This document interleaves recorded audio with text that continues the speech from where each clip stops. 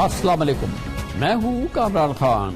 پاکستان میں بل بورڈ اور holding mafia ایک ایسی مافیا ہے جس کی طاقت بے مثال ہے، جو بے انتہا طاقتور مافیا ہے۔ اس کے سامنے پاکستان کی اعلیٰ ترین عدالتیں، عدالت عظمیٰ، اعلیٰ عدالتوں کے احکامات، اس کے فیصلے بے بس نظر آتے ہیں اور اس مافیا کا قبضہ برقرار نظر آتا ہے۔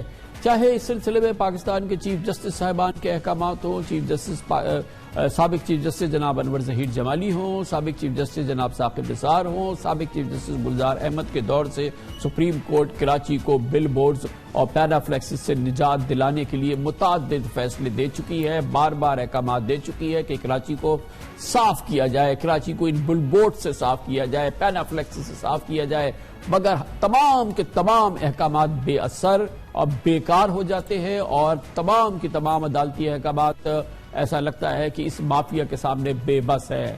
مگر سندھ کی کرپٹ انتظامیہ بل بورڈز مافیا کے ساتھ مل کر ان فیصلوں کو ہوا میں اڑا دیتی ہے۔ بغیر انتظامیہ کے ملے ہوئے عدالتی فیصلوں کی بے توقیری ناممکن ہے اور نتیجہ یہ ہے کہ آج بھی کراچی میں اشتہاری بورڈز اور پینافلیکس کا جنگل بن گیا ہے۔ ایک بار پھر تقریباً 8 سے 9 سپریم کورٹ کے احکامات ہو چکے ہیں اور ایک بار پھر بل بورڈ مافیا پورے شباب سے واپس آ چکی ہے۔ شہر میں دیواروں، پلوں، اس کے علاوہ پیڈسٹرین برجز کے علاوہ رہائشی عمارتوں پہ یہ تمام لق و دق اشتہارات جو ہے اشتہاری بورڈز سندھ حکومت کی سے منسلکہ اس مافیا سے منسلکہ کرپشن کا منہ بولتا ثبوت ہے۔ اشتہاری دیواروں اور پینافلیکس سے عمارتوں کی کھڑکیاں اور گیلریز بھی سیل کر دی جاتی ہے۔ دلچسپ بات یہ ہے کہ حکومت عدالتی احکامات کی کھلم کھلا خلاف ورزی کے ساتھ ساتھ اشتہاری کمپنی سے ٹیکس کی لیوی نام کے نام پہ وصول کرتی ہے اور اطلاعات کے مطابق کہ دراصل اصل پیسہ جو ہے یہ کرپٹ مافیا کی، سرکاری کرپٹ مافیا کی جیبوں میں جاتا ہے۔ 2 ہفتے قبل اشتہاری کمپنیز نے بل بورڈز پر پابندی کے خلاف سندھ ہائی کورٹ سے رجوع کیا تو لینے کے دیرے پڑ گئے۔ سندھ ہائی کورٹ نے سپریم کورٹ کے فیصلے پر عمل درآمد کا حکم دیتے ہوئے شہر میں فلائی اوورز، پیڈسٹرین برجز اور تمام پبلک پراپرٹیز سے سائن بورڈ ہٹانے کا حکم دیتے ہوئے بل بورڈز کے خلاف کارروائی کا حکم دیا ہے اور اس کے ساتھ ہی تمام اسٹیک ہولڈر سے مشاورت سے متعلق رپورٹ 15 نومبر کو طلب کر لی ہے۔ اس سلسلے میں براہ راست احکامات تمام کنٹونمنٹ بورڈز بھی اس کاروبار میں پوری طرح سے ملوث ہیں اور اس کے ساتھ ساتھ سندھ کی انتظامیہ کو حکم دیا ہے اور اس سلسلے میں 15 نومبر تک پاکستان کے اس سب سے بڑے شہر سے اس بل بورڈز کے جنگل کو صاف کرنے کا حکم دیا گیا ہے۔ مگر کیا کریں، یہ پہلا موقع نہیں ہے جب عدالت کی جانب سے سندھ حکومت کو شہر سے اشتہاری بورڈ پینافلیکسس ختم کرنے کے احکامات جاری کیے گئے ہیں۔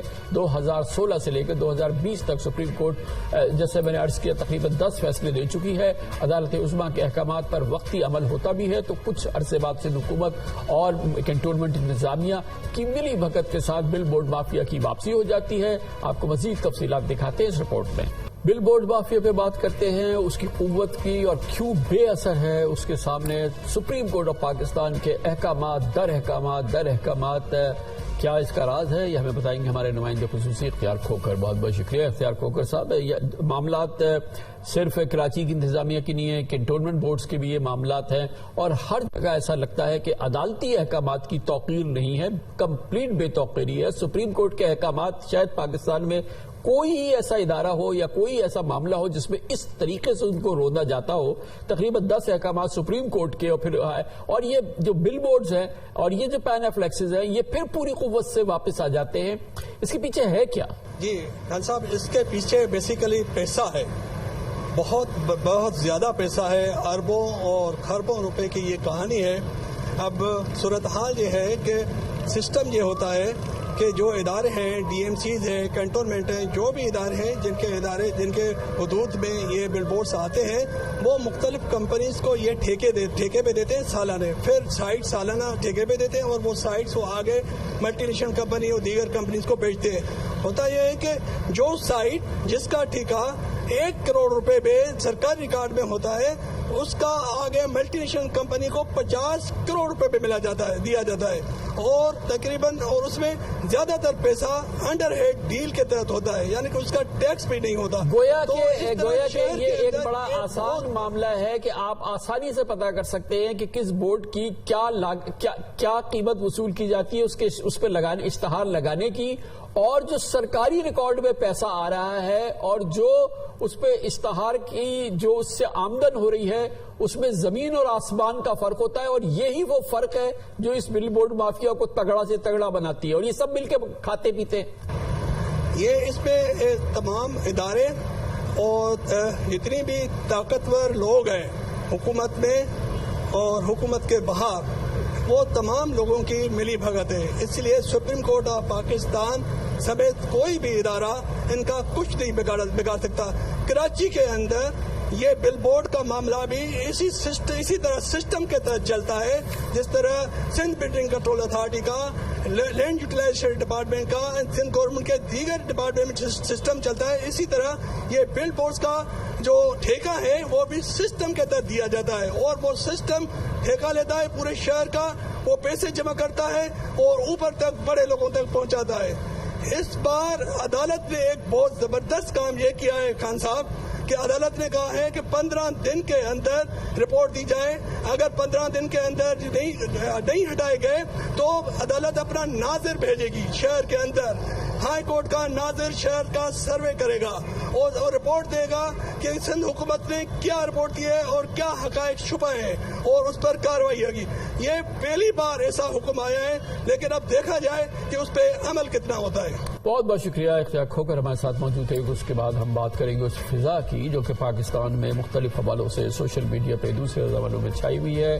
اس کا مقصد یہ ہے کہ اسٹیبلشمنٹ پر دباؤ برقرار رکھا جائے، اس کا کیا جائے، اس کے مختلف موٹیوز ہیں، مختلف وجوہات ہیں، مگر بہرحال یہ صورتحال بہت ہی سیریس ہے۔ خاص طور پہ ہم نے دیکھا کہ ارشد شریف قتل کیس میں جو کینیا میں پراسرار طریقے سے ہوا، اس پر یہ صورتحال قابو سے باہر ہوتی نظر آ رہی ہے، اور اسی پس منظر میں اچانک ہوا یا کس طرح سے ہوا، بہرحال آصفہ جہانگیر کانفرنس لاہور میں جس طرح کا ماحول دیکھنے میں آیا، اس نے بھی اس پوری آگ میں جلدی کا تیل کا کام کیا ہے، اور اس پوری صورتحال کو اور مزید اس کو خراب کر دیا ہے۔ اس پس منظر میں ہم نے دیکھا کہ وزیر قانون جناب اعظم نذیر تارڑ نے اپنے عہدے سے استعفیٰ دیا کیونکہ اسی کانفرنس کے ایک سیشن میں وہ مہمان خصوصی تھے۔ بلاول بھٹو زرداری نے وہاں پر اپنی گفتگو کے حوالے سے ایک ویڈیو وضاحت جاری کی ہے، اور شہباز شریف صاحب نے وزیر اعظم نے اس کی بہت ہی سخت تنبیہ کی ہے اس حوالے سے، اور اس کی مذمت بھی کی ہے۔ اس موضوع پہ بات کرتے ہیں چھوٹے سے وقفے کے بعد۔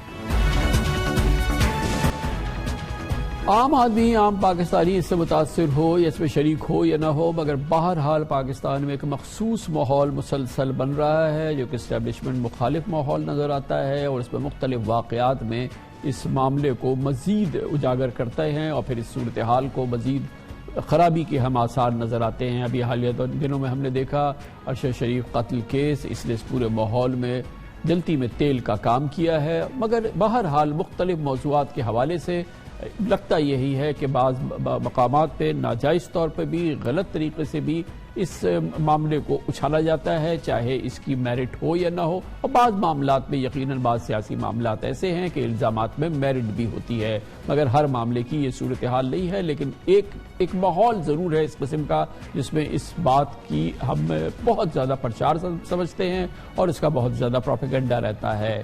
اسی طرح کی بعض محفلیں ہیں، بعض ایسی مجالس ہیں یا بعض ایسے فنکشنز ہیں، سیمینارز ہیں جہاں پر اس قسم کی بات ہوتی ہے، اور ہم نے دیکھا ہے کافی عرصے سے آصفہ جہانگیر کانفرنس ریاستی اداروں کے حوالے سے اور خاص طور پہ اسٹیبلشمنٹ کے حوالے سے بھڑاس نکالنے والوں کا ایک جو اس قسم کی شخصیات ہیں یا ادارے ہیں یا سیاسی جماعتیں ہیں، ان کا ایک مضبوط پلیٹ فارم ہے جس میں ہر سال مقررین آئین، قانون اور جمہوریت کے حوالے سے اسٹیبلشمنٹ مخالف لیکچرز اکثر ہم دیکھتے ہیں آتے ہیں، نازیبا نعرے بھی لگ جاتے ہیں اکثر، اور اداروں کے خلاف غبار نکالنے کا ایسا لگتا ہے کہ یہ ہائیڈ پارک کارنر بن گیا ہے۔ اس بار بھی ایسا ہی ہوا، لیکن وفاقی وزراء جناب اعظم نذیر تارڑ، بلاول بھٹو زرداری کی موجودگی میں ریاستی اداروں کے خلاف توہین آمیز تقاریر یا نعروں کی توقع نہیں کی جا سکتی، اسی لیے وزیر قانون اور وزیر خارجہ کو اس کانفرنس میں شرکت مہنگی پڑ گئی۔ اعظم نذیر تارڑ کو غیر معمولی مذمتی ٹویٹ کرنی پڑی، جبکہ بلاول بھٹو نے ویڈیو پیغام کے ذریعے معذرت کی۔ یہ چہ گوئی ابھی ہو رہی ہے کہ اعظم نذیر تارڑ کے استعفے کی وجہ یہی کانفرنس تھی۔ یقیناً آصفہ جہانگیر کانفرنس کے مہمان خصوصی مستعفی وزیر قانون اعظم نذیر تارڑ اور وزیر خارجہ بلاول بھٹو کی موجودگی میں پی ٹی ایم کے رہنما منظور پشتین اور پی ٹی ایم کے کارکنوں نے اسٹیبلشمنٹ اور اس کی لیڈرشپ کے خلاف ہرزہ سرائی کی۔ مستعفی ہونے سے پہلے اعظم نذیر تارڑ نے اپنی ٹویٹ میں لکھا کہ آصفہ جہانگیر کانفرنس میں شرکا کے ایک مختصر گروہ کی طرف سے ریاستی اداروں کے خلاف نعرے بازی پر دکھ اور افسوس ہوا ہے۔ اس ٹویٹ کے کچھ دیر بعد ہی یہ خبر سامنے آئی کہ اعظم نذیر تارڑ نے اپنے عہدے سے استعفیٰ دے دیا ہے۔ اہم بات یہ ہے کہ وزیر خارجہ بلاول بھٹو نے بھی آصفہ جہانگیر کانفرنس میں متنازع بیانات دیے اور پھر اس پر معافی بھی مانگی۔ اتفاق کی بات ہے کہ وزیر اعظم شہباز شریف، سابق صدر آصف زرداری اور وزیر خارجہ بلاول بھٹو نے بیک وقت آصفہ جہانگیر کانفرنس میں ریاستی اداروں کے خلاف توہین آمیز نعروں کی مذمت کی۔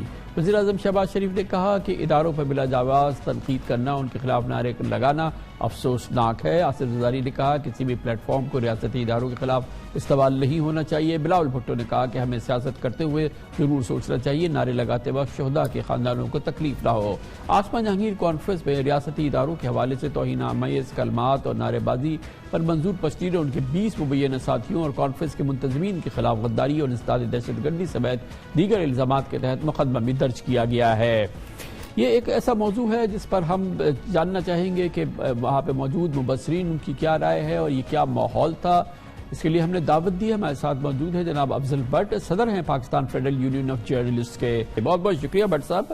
بظاہر ایسا لگتا ہے کہ گزشتہ سالوں کی طرح سے اس دفعہ بھی آصفہ جہانگیر کانفرنس جو ہے ایک تاثر یہ بنتا ہے کہ جیسے کہ کانکلیو ہو جاتی ہے، جہاں پر اسٹیبلشمنٹ کے خلاف جن لوگوں کے جذبات ہیں، خیالات ہیں، یہ ہے وہ ایک اس کا مرکز بن گیا ہے، اس کا ایک مضبوط پلیٹ فارم بن گیا ہے جہاں پر جو الزامات لگتے ہیں اس کا کوئی دفاع نہیں ہوتا۔ اور اس دفعہ کی صورتحال میں بھی کافی ہم نے خرابی دیکھی۔ 2 وفاقی وزراء وہاں موجود تھے، ان کو اس حوالے سے اپنے آپ کو ڈسٹنس کرنا پڑا۔ تارڑ صاحب کے استعفے سے بات یہ آ رہی ہے کہ شاید ان کی موجودگی اس کی وجہ بنی، پھر پرائم منسٹر نے اس کو کنڈیم کیا، پھر آصف زرداری صاحب نے اس کو کنڈیم کیا۔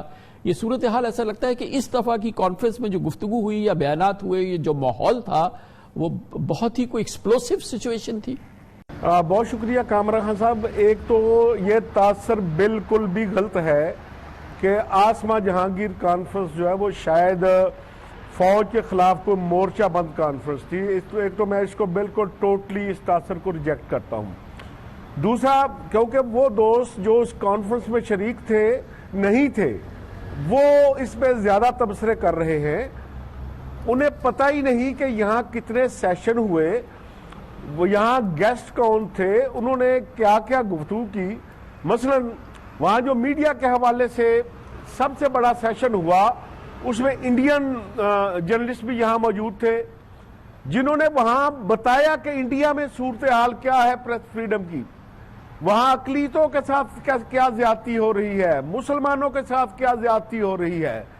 سری لنکا سے جرنلسٹ موجود تھے، انہوں نے بتایا کہ سری لنکا کے اندر کیا صورتحال کیا ہے، بنگلہ دیش کے حوالے سے بتایا گیا۔ اسی طرح کمیٹی ٹو پروٹیکٹ جرنلسٹ کے جو ایشیا ریجن کے انچارج ہیں، انہوں نے پورے ایشیا کی جو صورتحال میڈیا کے حوالے سے پیش کی، جن میں انہوں نے پاکستان کے متعلق ہارڈلی 2 منٹ بھی بات نہیں کی ہوگی۔ اسی طرح اگر ہم رپورٹر وداؤٹ بارڈر کی بات کریں تو وہاں سے جو گیسٹ آئے ہوئے تھے برسل سے، انہوں نے بھی پورے ایشیا کے متعلق بات کی اور پاکستان کے متعلق میکسیمم 3 منٹ بات کی ہوگی۔ پاکستان کے متعلق ہاں میں نے بات کی، حامد میر صاحب نے بات کی، بڑی تفصیل سے بات ہو گئی ہے۔ مگر آپ یہ بتائیے کہ جس طرح سے بلاول بھٹو کو اپنا بیان واپس لینا پڑا، جس طرح سے اعظم نذیر تارڑ صاحب کو استعفیٰ دینا پڑا، پھر پرائم منسٹر نے اس کو کنڈیم کیا، پھر زرداری صاحب نے اس کو کنڈیم کیا، پورے ماحول کو، اس کی جو ریشنل ہے اس کو آپ ایکسیپٹ کرتے ہیں؟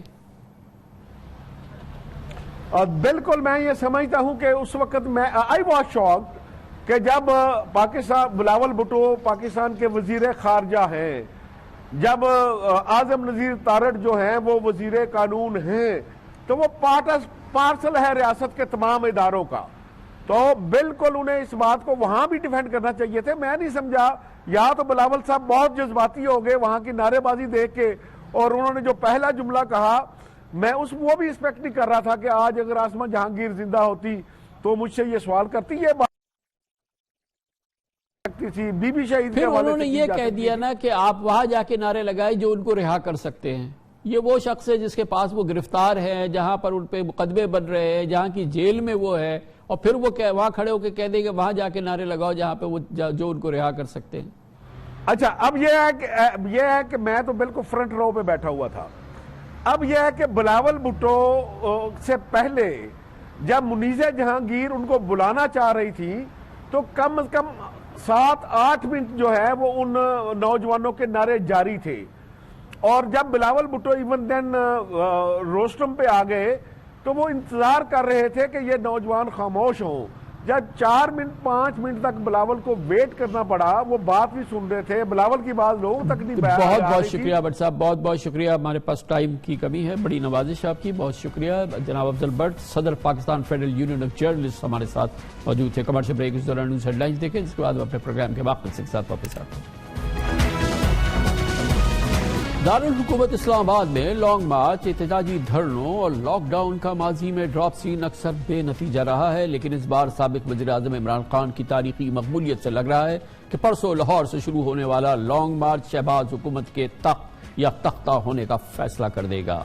عمران خان تمام بیک ڈور چینلز کھلے رہنے کا اعلان کر چکے ہیں، لیکن قرائن و شواہد سے لگتا ہے کہ عمران خان شفاف الیکشن کے انعقاد اور مخلوط حکومت کے خاتمے سے کم شرط بات پر کرنے کی تیار نہیں ہے، جبکہ ملک میں بے پناہ مہنگائی، بے روزگاری اور معاشی بدحالی نے عوام کو شہباز حکومت سے نالاں کر دیا ہے۔ اس لیے عمران خان کی حکومت مخالف تحریک کی کامیابی ناممکن نہیں بلکہ قرین از قیاس نظر آتی ہے۔ اہم بات یہ بھی ہے کہ پی ٹی آئی کے لانگ مارچ کی ٹائمنگ بہت اہم ہے۔ ملک کے موجودہ سیاسی و معاشی پس منظر میں سینئر صحافی ارشد شریف کے قتل کیس نے بھی شہباز حکومت پر دباؤ بڑھا دیا ہے۔ اس وقت حکومت کسی حد تک دفاعی پوزیشن میں ہے، جبکہ عمران خان مکمل طور پر متحرک ہے۔ صرف آج کے دن عمران خان نے 3 مقامات پر عوامی اجتماعات سے خطاب کیا اور کہا کہ فوری انتخابات سے کسی صورت پیچھے نہیں ہٹیں گے۔ یقیناً عمران خان کا لانگ مارچ نہ صرف ملک کے سیاسی مستقبل کا تعین کرے گا بلکہ پی ٹی آئی کی سیاست کے لیے بھی نئی راہیں متعین کرے گا۔ عمران خان ابھی نہیں تو کبھی نہیں والی پوزیشن میں آ چکے ہیں۔ آج عمران خان نے کئی دنوں بعد ایک بار پھر اپنے خطاب میں بار بار نیوٹرل کا لفظ استعمال کیا۔ انہوں نے کہا کہ ملک کے اوپر ڈاکوؤں کو بٹھا کر آپ نیوٹرل نہیں رہ سکتے۔ اب صورتحال یہ ہے کہ عمران خان کی قیادت میں لانگ مارچ کی تیاریاں حتمی مراحل میں داخل ہو گئی ہیں۔ پرسوں لاہور سے شروع ہونے والا لانگ مارچ 4 نومبر کو اسلام آباد میں داخل ہوگا۔ مارچ کے شرکاء صرف دن کے اوقات میں آگے بڑھیں گے۔ کے پی، آزاد کشمیر، گلگت بلتستان سے بھی قافلے جمعے کے روز سے اسلام آباد کی جانب رواں دبا ہوں گے۔ خبریں ہیں کہ اسلام آباد کو محصور کرنے کے لیے پنجاب، کے پی اور آزاد کشمیر کے قافلے دارالحکومت کے داخلی اور خارجی ریاستوں پر دھرنا دیں گے۔ جی ٹی روڈ پر جہاں رات ہوگی وہیں عمران خان کی تقریر کے بعد شرکاء قیام کریں گے۔ پی ٹی آئی نے تمام پارٹی رہنماؤں کو رات کے ممکنہ پڑاؤ کے مقامات سے آگاہ کر دیا ہے، یعنی لانگ مارچ لاہور سے اسلام آباد پہنچنے میں کم از کم 1 ہفتہ لگے گا۔ پی ٹی آئی کے جنرل سیکرٹری اسد عمر نے آج ٹویٹ کی ہے کہ انشاءاللہ عمران خان 4 نومبر کو اسلام آباد میں داخل ہوں گے اور سارے پاکستان سے قافلے اسی دن اسلام آباد پہنچیں گے۔ اطلاعات کے مطابق لانگ مارچ کے شرکاء کو سفری سہولیات اور کھانا پینا پی ٹی آئی کی جانب سے فراہم کیا جائے گا۔ ایک جانب لانگ مارچ کی تیاریاں عروج پر ہیں تو دوسری جانب وفاقی حکومت نے بھی لانگ مارچ سے نمٹنے کے لیے بھرپور سیکیورٹی انتظامات کو حتمی شکل دی ہے۔ یہ وہی انتظامات ہیں جن کے لیے وفاقی کابینہ نے 2 ہفتے قبل 410 ملین روپے کی منظوری بھی دی تھی۔ شہباز حکومت کی لانگ مارچ کو کچلنے کی تمام تیاریوں کے پس منظر میں یہاں اس تاریخی حقیقت سے پردہ اٹھانا بھی ضروری ہے کہ عمران خان کے 3.5 سالہ دور میں اس حکومت کی اس وقت کی اپوزیشن جماعتوں نے اسلام آباد کی جانب 6 لانگ مارچ کیے تھے، یعنی کہ جو عمران خان کی اپوزیشن جماعتیں تھیں۔ پہلا احتجاجی مارچ پی ٹی آئی کی مخالف تمام اپوزیشن جماعتوں نے عمران خان کی حکومت بننے کے فوراً بعد کیا۔ 2 بار مولانا فضل الرحمان کی قیادت میں آزادی مارچ ہوئے۔ 1 لانگ مارچ بلاول بھٹو اور 1 لانگ مارچ مریم نواز نے کیا، جبکہ 1 بار پی ڈی ایم نے مہنگائی مکاؤ مارچ کے نام پر اسلام آباد کا رخ کیا۔ مولانا کے مارچ کے ڈنڈا بردار شرکاء نے تو کئی دن اسلام آباد میں پڑاؤ بھی ڈالا۔ لانگ مارچ کے کنٹینر سے وزیر اعظم شہباز شریف، بلاول بھٹو، مریم نواز، مولانا فضل الرحمان نے عوامی طاقت کے ذریعے پی ٹی آئی حکومت کو گھر بھیجنے کی دعوت دی، اور یہ لانگ مارچ ہوئے تھے جو اپوزیشن کے تھے، پی ڈی ایم کے لانگ مارچ تھے جس میں حکومت کو گرانے کی بھرپور دھمکیاں دی جاتی تھی۔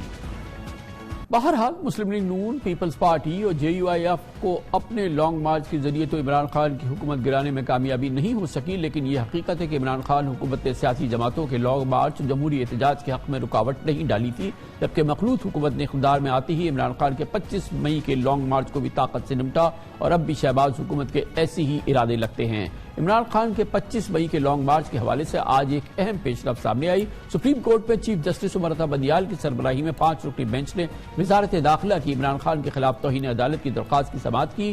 ایڈیشنل اٹارنی جنرل عامر رحمان نے بینچ سے استدعا کی کہ عمران خان کی دوبارہ ڈی چوک کی کال توہین عدالت ہے۔ اس پر چیف جسٹس نے ریمارکس دیے کہ آپ کی بات میں وزن ہے، لیکن مناسب ہوگا کہ عمران خان کا جواب آ جائے، پھر جائزہ لیں گے کہ توہین عدالت ہوئی ہے یا نہیں۔ چیف جسٹس سمیت بینچ کے 4 ممبران نے عمران خان سے جواب مانگ لیا، جبکہ جسٹس یحییٰ آفریدی نے اس فیصلے سے اختلاف کرتے ہوئے عمران خان کو توہین عدالت کا نوٹس جاری کر دیا۔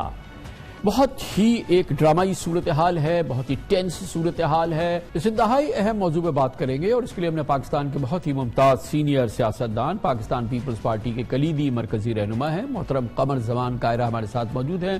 موجودہ حکومت میں قاہرہ صاحب وزیر اعظم کے مشیر بھی ہیں کشمیر گلگت و بلتستان کے حوالے سے۔ بہت بہت شکریہ قاہرہ صاحب، فرمائیے گا کہ آپ کی کیا ویو ہے اور آپ کا کیا رائے ہے؟ عمران خان صاحب نے لانگ مارچ کا اعلان کیا ہے، پاکستان کی سیاست میں، جمہوریت میں، ہماری جمہوریت میں یہ ایک معمول کا عمل ہے، آپ کیا کہیں گے اس پہ؟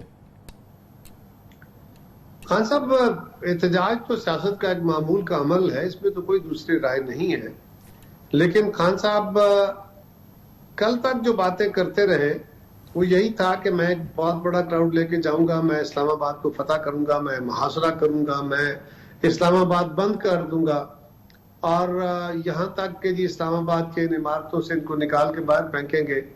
اور پھر انہوں نے یہ بھی کہا کہ کراؤڈ بڑا ہو جائے، چند سو ہو تو پولیس قابو کر لیتی ہے، بڑا ہو جائے تو پھر میرے ذمہ نہیں ہو سکتا، میں کیا کروں؟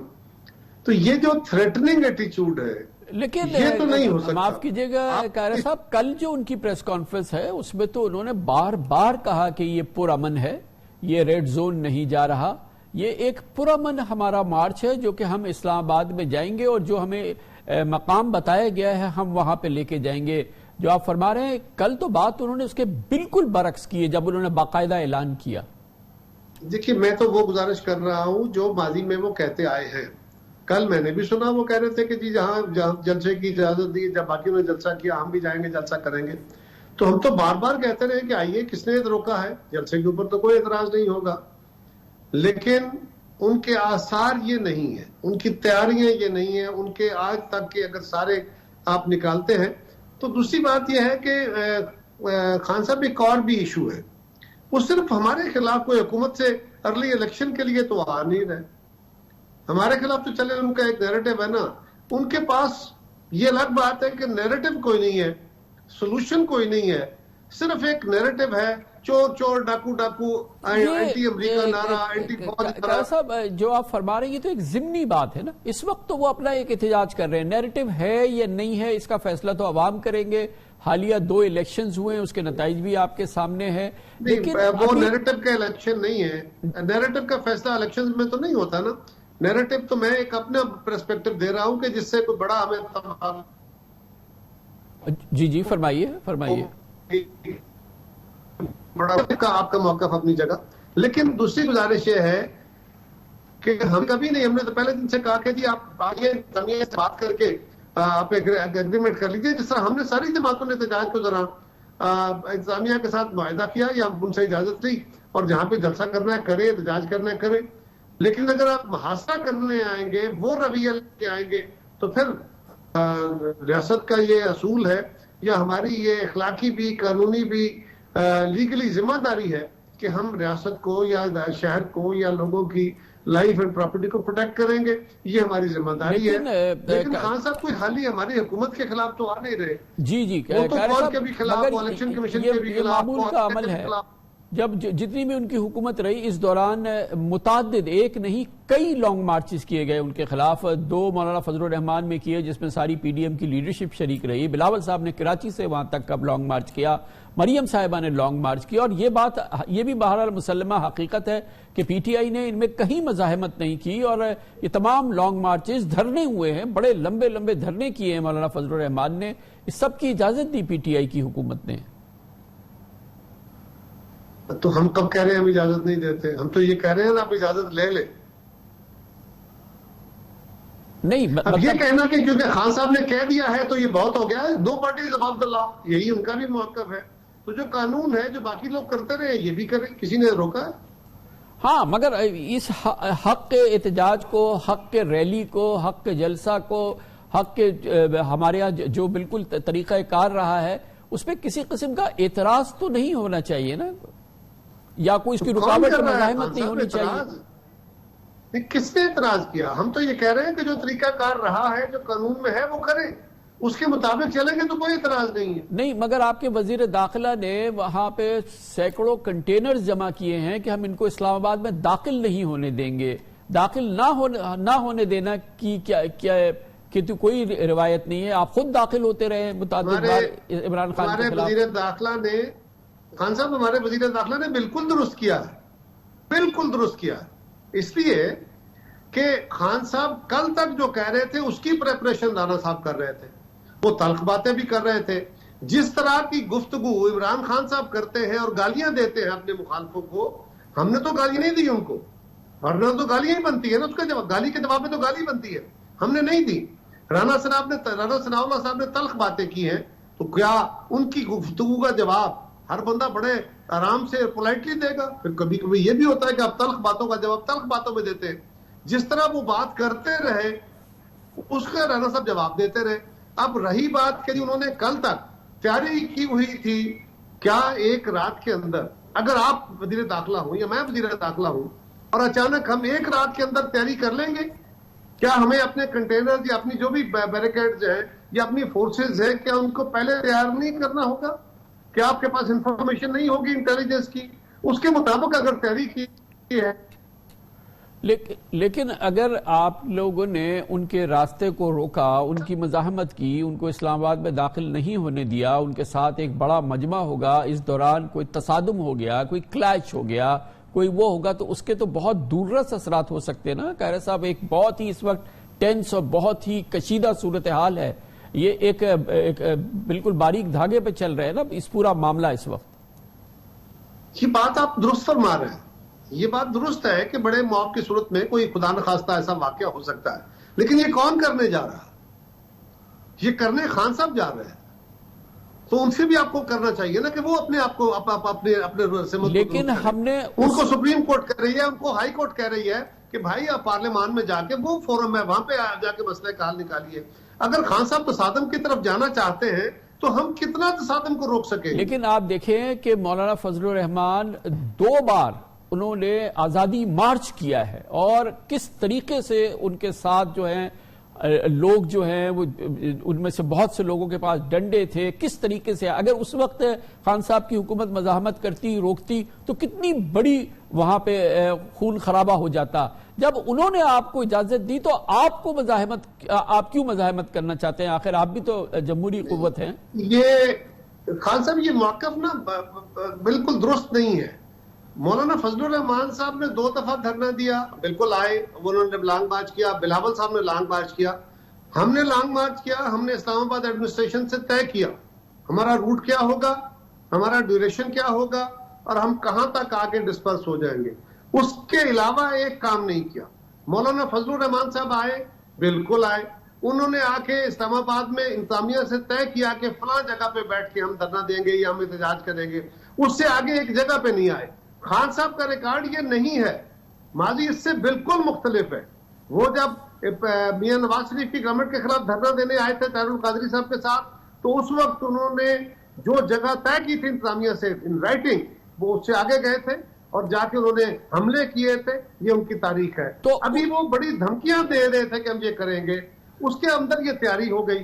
آج بھی میں کہتا ہوں جائیں ان کے لوگ جائیں جا کے انتظامیہ سے بیٹھ کے بات کریں, اپنا روٹ طے کریں, جگہ طے کریں, اس کے بعد گورنمنٹ ان کو اجازت دے دے گی. لیکن اگر وہ کہیں گے جی ہم نے اجازت بھی نہیں لینی, ہم نے بتانا بھی نہیں ہم نے کیا کرنا ہے, اور صرف کہیں گے جی ہم تو پرامن رہیں گے, اس کی بنیاد پہ کیا لیکن ایک بہت آپ مجھے گارنٹی کر سکتے ہیں؟ لیکن قاری صاحب اگر ایک بہت بڑا مجمع ہے اس کو آپ اسلام آباد میں داخل نہیں ہونے دیں گے, اس کی مزاحمت کریں گے, اس کے نتیجے میں بھی آپ نے عرض کیا کہ کیا صورتحال پیدا ہو سکتی ہے, تو کیا یہ نہیں ایک قابل عمل بات ہے کہ وہ کہیں کہ ہمیں جانے دیجئے, ہم کسی جگہ پہ مجتمع ہوں گے, وہاں پہ ہم اپنا احتجاج کریں گے, ہم بیٹھے رہیں گے 15 دن تک, آپ اس کے راستے میں نہ آئیں, کسی قسم کا تصادم نہ ہو اور یہ معاملہ کسی بہت بڑی تباہی کا باعث نہ بنے؟ تو آپ کو کس نے کہا کہ میں ہی ایگزیکٹلی یہ کہہ رہا ہوں, وہ جائیں, میں تو کہہ رہا ہوں انتظامیہ کے ساتھ بیٹھ کے طے کریں, بتائیں کہ وہ کہاں بیٹھنا چاہتے ہیں, بتائیں کہ وہ کتنے دن بیٹھنا چاہتے ہیں, بتائیں گے نا, کچھ اپنا طے کریں گے, روٹ کیا ہوگا. یہی تو بات میں بار بار کہہ رہا ہوں آپ کو, میں تو اس سے انکار نہیں کر رہا. لیکن اگر وہ یہ نہیں کریں گے, اچھا آپ میں کہہ رہا ہوں آپ رانا ثناء اللہ صاحب کی جگہ ہو, آپ وزیر اعظم صاحب کی جگہ ہو, ایک جتھا آ رہا ہے, بہت بڑا کراؤڈ ہوگا جی, لاکھوں کروڑوں لوگ آ جائیں گے, چلیں یہی سمجھ لیں آ جائیں گے, تو آپ نے کیا کرنا ہے؟ کیا آپ نے شہر سرنڈر کر دینا ہے؟ کیا یہ حملہ ہے شہر کے اوپر؟ کیا دارالخلافہ کو فتح کرنے آ رہے ہیں یا احتجاج کرنے آ رہے ہیں؟ کیا آپ اگر ذمہ دار ہوں تو آپ ان کو آنے دیں گے بغیر کسی ضابطے کے, بغیر کسی کارروائی کے, یا آپ انہیں کہیں گے کہ جناب آپ کچھ طے کر لیں جس طرح باقی جماعتیں کرتی رہی ہیں؟ آپ انوکھے لاڈلے تو نہیں ہے نا, آپ بھی کسی ضابطے کے تحت آ جائیے. یہ تھوڑا ہے کہ جی اب خان صاحب نے کہہ دیا ہے لہذا آپ سب کو مان لینا چاہیے, تو آپ کے لیے ہو سکتا ہے ان کا حرف جو ہے وہ معتبر ہو, ہمارے لیے نہیں ہے کیونکہ ان کا ماضی اس بات کی گواہی نہیں دیتا. تو پھر کیا کیا جائے گا قاری صاحب؟ آپ کیا تجویز کریں گے اپنی حکومت کو کہ کس طرح سے اس معاملے سے نمرد آزما ہوا جائے؟ آپ کی اپنی رائے دینا. سر میری بڑی سمپل رائے ہے کہ اگر خان صاحب قانون کے ضابطے پورے کر کے احتجاج کے لیے آنا چاہتے ہیں ان کو اجازت ملے گی. اگر وہ اس سے اعتراض کرتے ہوئے وہ حملہ آور ہونا چاہتے ہیں اور وہ اپنے اس رویے کے تحت رہنا چاہتے ہیں اور صرف ایک جملہ کہہ کے اگر وہ سمجھتے ہیں کہ حکومت ان کے اس جملے پہ اعتبار کر کے بیٹھ جائے گی اور وہ آگے اپنی روایت کے مطابق یہاں ہنگامہ کر لیں گے, تو پھر گورنمنٹ کے طور پہ آئین اور قانون کے اندر رہتے ہوئے جو ہم سے بن پڑے گا ہم اپنے وہ تمام آئینی اور قانونی ذمہ داریاں ادا کریں گے, اس کے لیے جو بھی قانون کا طریقہ ہے وہ استعمال کریں. بہت شکریہ جناب قمر زمان قاہرہ ہمارے ساتھ موجود تھے. ایک بہت بڑی کیفیت ہے جو کہ پیدا ہو رہی ہے, بہت بڑا تصادم ہو سکتا ہے, کسی جانب سے بھی ایک غلطی اس جمہوریت کی گاڑی کو پٹری سے اتار سکتی ہے. اس پر ایک آزاد تجزیہ حاصل کرتے ہیں چھوٹے سے وقفے کے بعد.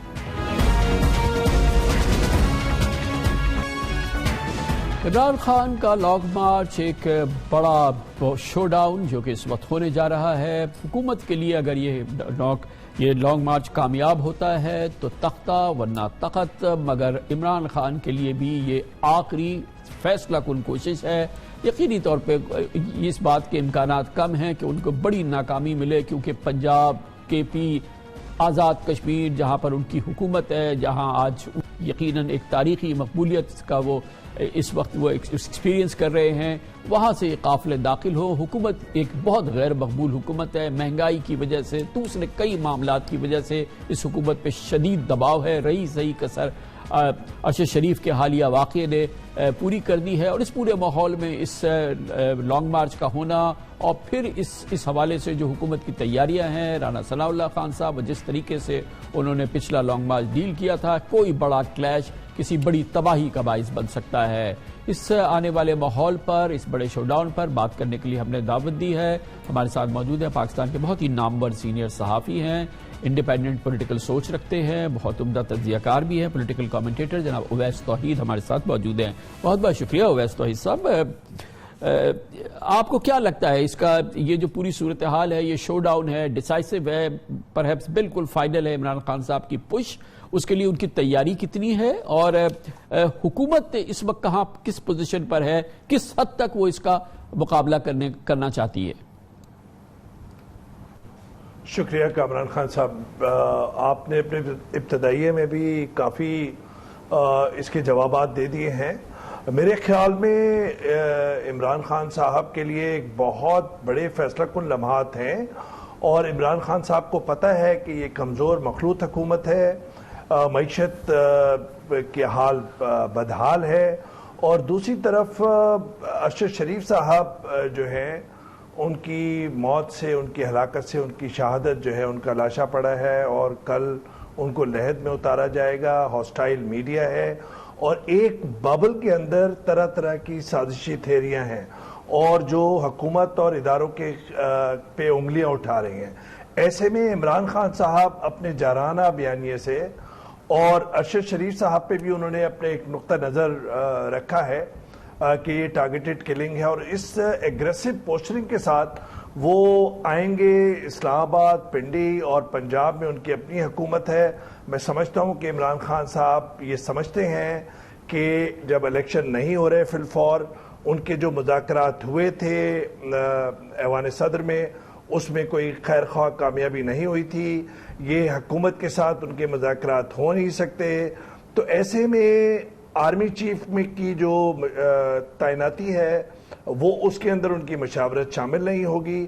تو ایسے میں خان صاحب کیا کرنا چاہیں گے؟ خان صاحب مختلف جگہوں پہ پڑاؤ کرتے ہوئے، پنڈی سے کرتے ہوئے اسٹیبلشمنٹ کو اپنی طاقت کا مظاہرہ دکھائیں گے، اور یہ آپ بالکل صحیح کہہ رہے ہیں کہ رانا ثناء اللہ صاحب کی جو ایک جارحانہ سوچ ہے، اور یہ سوچ ہے کہ ڈنڈے کی زور پر آپ ہر مظاہرے کو پیس سکتے ہیں، رون سکتے ہیں، وہ میں سمجھتا ہوں تصادم کی طرف لے کے جائے گی، اور وہ سوٹ کرے گی عمران خان صاحب اور ان کی تحریک انصاف کی پالیسیز کو۔ اور اگر ذرا سی بھی گڑبڑ ہوئی تو جتنی مجھے ناقص میری رائے میں کہ it's enough is enough, I think کہ ایسے لمحات آئیں گے جب ہمیں یہ محسوس ہو رہا ہے کہ patience must be running out جو اسٹیبلشمنٹ کا، تو پھر ان جمہوری قوتوں کو، ان سیاسی قوتوں کو یہ سوچنا چاہیے کہ اس وقت اگر وہ اپنی جارحانہ پوسچرنگ سے اسلام آباد یا پنڈی کے اندر کوئی بھی تصادم یا کوئی بھی میدان جنگ اگر رکھنا چاہیں گے، تو کیا وہ ملک کی یا اس ریاست کی حالت اظہار کو بہتر کرے گا؟ اچھا یہ بتائیے عمر صاحب، یہ بتائیے کہ اس کا ایک حل ہو سکتا ہے جو کہ عمران خان بار بار سجیسٹ کر رہے ہیں، ویسے تو انہوں نے جب ان کی حکومت بھی تھی تو انہوں نے یہ آفر کی تھی کہ وہ اسٹیپ ڈاؤن کرنے کے لیے تیار ہیں، الیکشنز کال کرنے کے لیے تیار ہیں، ابھی بھی وہ کہہ رہے ہیں، ان کی پارٹی کہہ رہی ہے کہ ہم نیگوسیشن کرنے کے لیے تیار ہیں، وہ کوئی ڈیٹ نہیں دے رہے الیکشنز کی، وہ بات چیت کرنے کی بات کر رہے ہیں، اور بات چیت ان کی اور جو حکمراں لوگ ہیں ان کے ساتھ ان کی حکومت، ان کی پارٹی والوں کی بات چیت بھی ہوئی ہے، لیکن اپیرنٹلی سٹون وال کیا ہے اس حکومت نے۔ آپ کے خیال میں یہ حکومت جو ہے اس وقت نواز شریف صاحب کی اور آصف زرداری صاحب کی، یہ عمران خان سے کوئی سیریس نیگوسیشن نہ کر کے کیا وہ سمجھتی ہے کہ اس کا سروائیول ممکن ہے؟ جی بالکل صحیح کہہ رہے ہیں، جو ہماری اطلاعات ہے وہ تو یہ کہ دارالحکومت میں جو سیاسی حلقوں میں باز گشت ہے وہ یہ کہ 2 رکنی تحریک انصاف کے رہنما تھے اور 2 رکن ہی حکومتی اتحاد کے لوگ تھے جن کے درمیان ملاقات ہوئی، اور اس وقت جب ہم اور آپ بات کر رہے ہیں اس وقت بھی میرے ذرائع یہ کہتے ہیں کہ ایوان صدر سے کوششیں جاری ہیں کہ کسی طرح مذاکرات ہو جائیں، لیکن کیا یہ شہباز شریف صاحب کو سوٹ کرے گا؟ کیا یہ نواز شریف صاحب کو سوٹ کرے گا؟ کیا یہ زرداری صاحب کو سوٹ کرے گا کہ وہ اتنی پیک پر عمران خان صاحب کی بات کر رہے ہیں؟ ویسا جب ہم سوٹ کرنے کی بات کر رہے ہیں تو ابھی رانا ثناء اللہ صاحب نے اپنی حکمت عملی بیان کی ہے، میں وہ حکمت عملی جو ان کی ہے، جو ان کے خیال میں ہوگی، میں وہ آپ کو سناتا ہوں، پھر اس پر تبصرہ کیجیے۔ دیکھیے جی، اب جو کہہ رہے ہیں کہ وہ اگر اسلام آباد میں داخل ہوئے اور جس کے لیے وہ چڑھائی کہہ رہے ہیں، تو انہوں نے کہا ہم ہر اس جگہ پہ چڑھائی کریں گے جہاں پر پی ٹی آئی کی حکومت ہے، یعنی کہ کے پی میں کریں گے، پنجاب میں کریں گے، آزاد کشمیر میں کریں گے، گلگت بلتستان میں، بقول رانا ثناء اللہ صاحب کی حکمت عملی ہے کہ ہم چڑھائی کریں گے۔ میرے نزدیک تو یہ خانہ جنگی ہے، انہوں نے بہرحال اس کے لیے انارکی کا لفظ استعمال کیا، انہوں نے مارشل لاء کا لفظ بھی استعمال کیا۔ کیا واقعی یہ سوچ پوری حکومت کی ہے، شہباز شریف کی ہے، نواز شریف صاحب کی ہے؟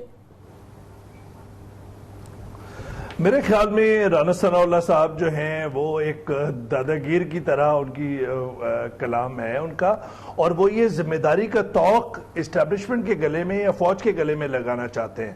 وہ یہ سمجھتے ہیں کہ جی ذمہ داری جو ہے وہ پہلے پنڈی کے اندر سے داخل ہو، فیض آباد سے وہاں پر فوج تعینات ہو اور اسلام آباد کے اندر بھی تعینات ہو فوج، اور وہ فوج پہ ذمہ داری رکھنا چاہتے ہیں. وزیر اعظم اس وقت سعودی عرب کے دورے پہ ہیں، تو مجھے یہ لگتا ہے کہ دو کشتیوں میں سوار ہونا چاہتی ہے اس وقت کی کمزور مخلوط حکومت، اور نہ وہ مذاکرات کرنا چاہتے ہیں. وہ سمجھتے ہیں کہ ضمنی انتخابات کی شکست کے بعد وہ آئندہ انتخابات کی اگر ڈیٹ دیں گے اس میں کہیں عمران خان صاحب بھاری اکثریت انہیں نہ مل جائے، اور دوسری جانب عمران خان صاحب سے نمٹنے کے لیے وہ یہ سمجھتے ہیں کہ اس کی ذمہ داری اسٹیبلشمنٹ یا فوج کی ہے.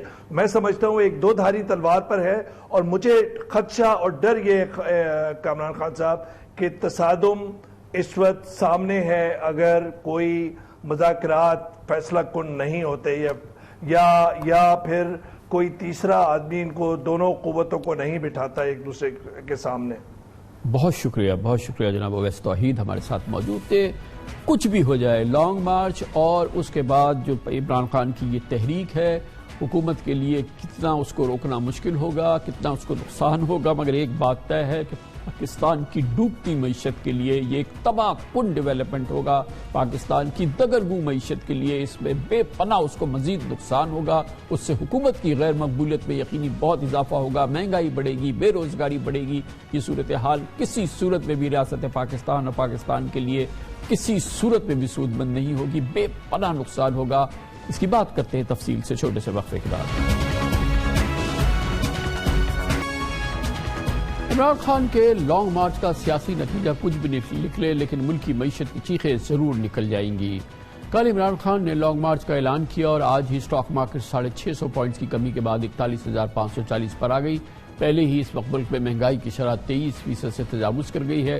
بجلی کے بل عوام پر بجلی گرا رہے ہیں. ڈالر کی قدر 224 روپے کے قریب ہے. انٹرنیشنل کموڈٹی پرائسز نے امپورٹس پر دباؤ ڈالا ہوا ہے. سیلاب نے لاکھوں ایکڑ زرعی زمین تباہ کر دی ہے. لاکھوں افراد بے روزگار ہیں. IMF کے مطابق سیلاب کی تباہ کاریوں کے نتیجے میں پاکستان کی مجموعی قومی پیداوار 5% سے کم ہو کر 2% ہو جائے گی. گویا آنے والے وقتوں میں بے روزگاری میں مزید اضافہ ہوگا. غیر یقینی سیاسی صورتحال نے بزنس کرنا پہلے ہی مشکل بنایا ہوا ہے. لانگ مارچ اور سیاسی کشمکش اس مشکل میں مزید اضافہ کرے گی. اس صورتحال میں IMF نے پاکستان سے 600 ارب روپے کے مزید ٹیکسز لگانے کا مطالبہ کیا ہے. دوسری جانب اس مالی سال پاکستان کو صرف بیرونی ادائیگیوں کے لیے 34 ارب ڈالر درکار ہیں، جس میں 22 ارب ڈالرز کی ملٹی لیٹرل ادائیگیاں شامل ہیں. وزیر خزانہ اسحاق ڈار کا کہنا ہے کہ حالات مشکل ضرور ہیں مگر پاکستان ڈیفالٹ نہیں کرے گا. اسحاق ڈار کا اعتماد اپنی جگہ، مگر بین الاقوامی سرمایہ کار اور کریڈٹ ایجنسیز پاکستان کے معاشی حالات سے مطمئن نہیں. آپ کو مزید تفصیلات دکھاتے ہیں اس رپورٹ میں.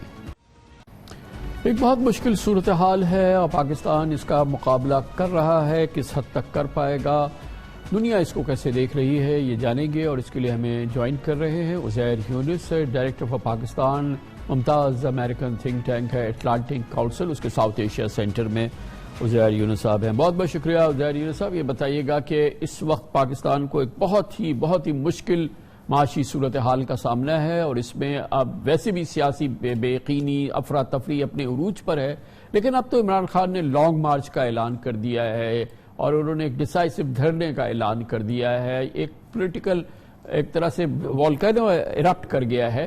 تو یہ اس کے کیا اثرات ہوں گے مزید اس خراب ہوتی ہوئی معیشت پہ؟ دیکھیں، اثرات تو جب وہ دھرنا آئے گا اور اس کے سامنے حکومت کیا اسٹریٹجی اپناتی ہے اس کے بعد ہی معلوم ہوگا. لیکن یہ بات جاننا ضروری ہے کہ یہ پولیٹیکل انسٹیبلٹی جو ہے اکانومی میں اور انسٹیبلٹی کریٹ کر رہی ہے اور کرتی رہے گی. اور ہمارے وزیر خزانہ پاکستان کے جو واشنگٹن امید لگائے آئے تھے کہ کچھ آسانی ہو جائے گی، وہ امید جو کہتے ہیں hope is not a strategy, تو وہ بات بھی ثابت ہو گئی کہ پہلے وہ کہہ رہے تھے کہ ملٹی لیٹرل کریڈیٹر سے نیگوشیٹ کریں گے، پھر بائی لیٹرل کہہ دیا، پھر کہا کہ ریپلیسمنٹ پیپر ایشو کریں گے، اور اب کہہ رہے ہیں کہ ڈیفالٹ نہیں ہوگا. تو جب کسی بھی ملک کا وزیر خزانہ یہ بات کرنے لگ جائے کہ ڈیفالٹ نہیں ہوگا اور مارکیٹس کو کام کرنے لگ جائے تو مارکیٹس اس سے زیادہ سپوکی ہوتی ہیں اور جو ہے غیر یقینی کی صورتحال پیدا ہوتی ہے، اور وہی غیر یقینی کی صورتحال چلتی رہے گی آنے والے ہفتوں میں۔ تو یہ بتائیے گا کہ آپ نے ذکر کیا جو ڈار صاحب واشنگٹن گئے، وہاں ان کی IMF سے بڑی لمبی ملاقاتیں ہوئی، ورلڈ بینک سے بھی، اور اب خبریں یہ ہیں کہ جو انہوں نے کنسیشن دیے مثال کے طور پہ پاکستان میں ایکسپورٹرز کو، اور اس حوالے سے ان کے اور پرومسز ہیں، یہ تمام چیزوں پہ خبریں یہ ہیں کہ IMF کا ان کو کوئی بہت بڑی نوڈ نہیں ملی ہے، یا IMF کا ایک ڈسکمفرٹ ہے جس کو انہوں نے ایکسپریس کیا ہے، اور ساتھ ساتھ یہ خبریں بھی ہیں کہ اس مشکل صورتحال میں IMF چاہتا ہے کہ پاکستان اپنے ریونیوز میں مزید اضافہ کرے to the tunes of 600 billion rupees. کیا واقعی IMF کا دباؤ بڑھ رہا ہے پاکستان کے حوالے سے؟ جی، دباؤ تو وہی رہے گا جو فروری میں تھا، یا اس کے بعد مفتاح اسماعیل صاحب جب یہاں آئے وہ تھا، یا اب ڈار صاحب نے محسوس کیا ہے وہ دباؤ۔ اور دباؤ اس لیے ہے کیونکہ IMF کو بھی معلوم ہے کہ پاکستان میں الیکشنز کا سماں ہے، اور الیکشن سے پہلے حکومتیں اپنے من پسند لوگوں کو، سیکٹرز کو مراد دینے کی کوشش کرتی ہیں اور گروتھ جنریٹ کرنے کی کوشش کرتی ہیں۔ تو ڈار صاحب ایک طرف گروتھ جنریٹ کرنا چاہتے ہیں، ٹیکس کٹس دینا چاہتے ہیں، اور IMF کو معلوم ہے کہ اس سے جو ہے معیشت جو ہے نیئر ٹرم میں تو شاید صحیح رہے، آنے والے میڈیم ٹرم کے اندر اس کے وہی ایشوز کریٹ ہو جائیں گے ان چیزوں سے، تو وہ اس لیے پریشر رکھیں گے، اور رکھنا بھی چاہیے میرے نزدیک، کیونکہ دیکھیں پاکستان میں 17 ارب ڈالر سالانہ دیے جاتے ہیں اشرافیہ کو، تو IMF تو یہ نہیں کہہ رہا کہ آپ عام شہری پہ ٹیکس لگائیں، وہ کہہ رہا ہے کہ آپ ٹیکس لگائیں۔ اب حکومت کے اوپر ہے کہ وہ ٹیکس عام شہری پہ لگاتے ہیں، جو کہ بڑا آسان کام ہے، یا ان سیکٹرز پہ لگاتے ہیں جس میں ریئل اسٹیٹ ہے، ریٹیل ہے، ایگریکلچر ہے، جو کہ ایلیٹ طبقے ہیں، اشرافیہ کے طبقے ہیں، اور جو فرینکلی اسپیکنگ جو انہوں نے ٹیکس دینا چاہیے وہ نہیں دیتے۔ تو اب یہ حکومت کے اوپر ہے کہ اشرافیہ پہ ٹیکس لگائے، عام شہری پہ بوجھ نہ ڈالے، اور اگر وہ کرتی ہے تو پاکستان کا بھی بتا مگر صاحب آپ کے علم میں ہے کہ اشرافیہ کا ایک حصہ تو بہت ہیوی ٹیکسز کی گرفت میں ہے، جس میں کہ تنخواہ پیشہ لوگ ہیں، اور جو دوسرا جس کو ہم یہاں پہ کہتے ہیں کہ مرے کو مارا جاتا ہے، اور ایک بہت بڑا حصہ ہے جو کہ اس نیٹ ورک سے ہی باہر ہے، اس کو ٹچ کرنا یا اس کو کسی صورت سے اس نیٹ میں لانا، وہ حکومت شاید اس کے لیے تیار نہیں ہوتی، کیونکہ سمجھتی ہے کہ یہ ایک بہت بڑی سپورٹ ہے جو ہماری گرے اکانومی ہے یا بلیک اکانومی ہے، اس کے قریب جاتے نہیں ہیں۔ تو اب IMF جب یہ کہتی ہے کہ آپ اور ریونیوز جنریٹ کریں، تو جو پہلے ہی جو بیچارہ ایک ڈاکیومنٹڈ سیکٹر کے لوگ ہیں، وہ پہلے ہی اتنے پسے ہوئے ہیں کہ پھر ان پر مزید دباؤ جو ہے اس ڈاکیومنٹڈ سیکٹر کو، جو پہلے ہی بہت مہین ہے، بہت مختصر ہے، وہ مزید اس کو مختصر کر دے گا۔ جی، میں آپ سے اتفاق کرتا ہوں، اور میرا مقصد یہ نہیں تھا کہ سیلری کلاس یا ڈاکیومنٹڈ سیکٹر پہ ٹیکس لگائے جائیں۔ آپ نے دیکھا کچھ ہفتوں پہلے جب مفتاح اسماعیل صاحب نے کوشش کی ریٹیلرز پہ ٹیکس لگانے کی، تو مریم نواز شریف کی ٹویٹ آ گئی کہ اس کا نوٹس لیں، اور اگلے دن وہ ٹیکس واپس لے لیا گیا۔ تو یہ سوال حکومت سے کرنا چاہیے کہ جی جب آپ لیڈرشپ تو یہ ہوتی ہے کہ آپ مشکل فیصلے کریں، اور PMLN کہتی ہے ہم نے مشکل فیصلے کیے، تو اب وہ مشکل فیصلہ ہے کہ آپ ریٹیلرز پہ ٹیکس لگائیں جو ڈاکیومنٹڈ نہیں ہے، آپ ریئل اسٹیٹ کے اوپر نظر رکھیں۔ میں آپ کو ایک مثال دے دیتا ہوں کہ پاکستان کے اندر سندھ کا جو پورا صوبہ ہے وہ ریئل اسٹیٹ ٹیکسز میں بھارت کے شہر پونے سے کم ریئل اسٹیٹ ٹیکس ریز کرتا ہے، تو یہ ایک بالکل بلیک اکانومی ہے جس کو حکومت خود ایمنیسٹیز دے کے بڑھاتی رہتی ہے۔ اب فیصلہ کرنا ہوگا پاکستان کی حکومت کو اور پاکستان کی عوام کو کہ اس طرح تو کام نہیں چل سکتا، اور IMF بھی یہی کہہ رہی ہے کہ اس طرح کام نہیں چل سکتا۔ بہت بہت شکریہ جناب عزیر یونس، ہمارے ساتھ واشنگٹن سے موجود تھے۔ اٹلانٹک کاؤنسل میں عزیر یونس صاحب پاکستانی امور کے ماہر ہیں۔ اس کے ساتھ ہی ہمارے آج کے پروگرام کا اختتام ہوتا ہے۔ کل آپ سے پھر ملاقات ہوگی۔ کل تک کے لیے کامران خان کو اجازت۔ اللہ حافظ۔